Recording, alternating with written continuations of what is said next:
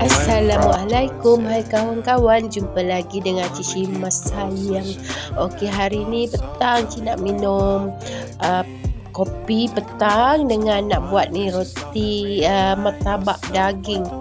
Roti canai lah, tapi kita isian daging buat sendiri. Tapi rotinya ni kita beli siap, roti segera lah. Isinya daging kita buat sendiri, baru puas hati kita boleh buat. Isi dia banyak.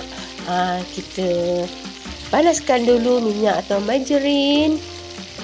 Kemudian kita tumiskan bawang putih hancur, bawang putih cincang kita tumis naik wangi. Kemudian masukkan bawang Holland ataupun bawang bombay cincang.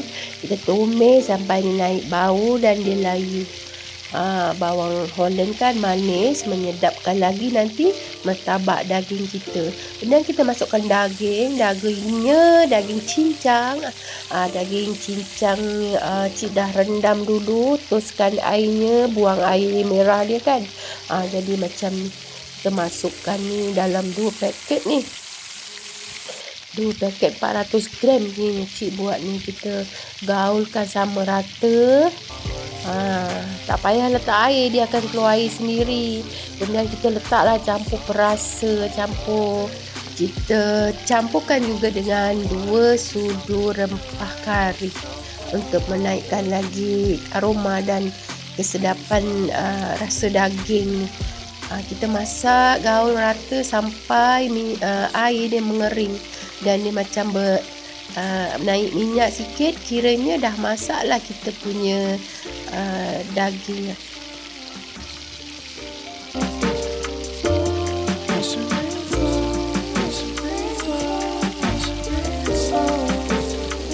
Okey, nampaknya dah siap kita punya daging untuk isi martabak ni tadi. Kita sediakan roti tadi. Rotinya kita tarik sedikit lah, nipiskan dia. Kalau nak buat besar lagi, kita buat 2 keping. Buat 2 keping. Kalau nak nipis ke nak tebal, terpulang lah. Kalau nak nipis lagi, kita lepihkan tepungnya. Okey, sementara tu kita panaskan kuali dengan sedikit minyak. Pecahkan telur dan kita campurkan telur dengan daging tadi. Letaklah sebanyak mana yang ikut selera yang kita nak. Kita siram macam ni, kita lipat ikutlah bentuk macam mana yang kita suka. Nak letak daging banyak ke sikit ke. Kemudian kita masaklah dengan perlahan. Kemudian kita balik-balikkan sampai dia kuning. Tapi jangan kuat sangat, nanti hangus. Okay, agak-agak dia kuning, kira masaklah. Okey, kita buatlah berapa banyak yang kita nak. Biasa seorang satu pun dah kenyang macam ni.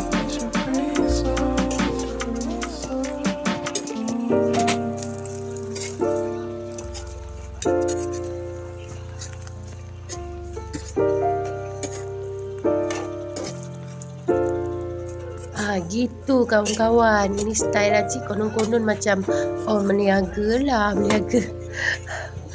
martabak daging gitu. Okey kawan-kawan, bolehlah kita try lah, kita buat sendiri macam ni, puas hati. Kalau beli daging dia nampak tak nampak ni macam wangi, bau dia sedapnya, puas hati makan. Sediakanlah apa yang kuah kari ke, kuah dal ke, apa yang kita ada.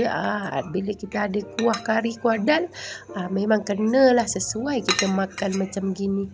Okey, terima kasih kawan-kawan sudi menonton video Acik.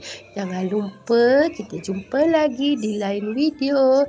Like, komen dan subscribe pada yang belum subscribe. Assalamualaikum. Bye. I think it's the way life changes when in love, yeah. I surround my soul with the positivity. That's why I don't worry about the things that I don't see, yeah. These days I don't worry about much. I think we should have some more fun. I still dream about the days when we were young. I'll take the hit and still finish in one, yeah, yeah.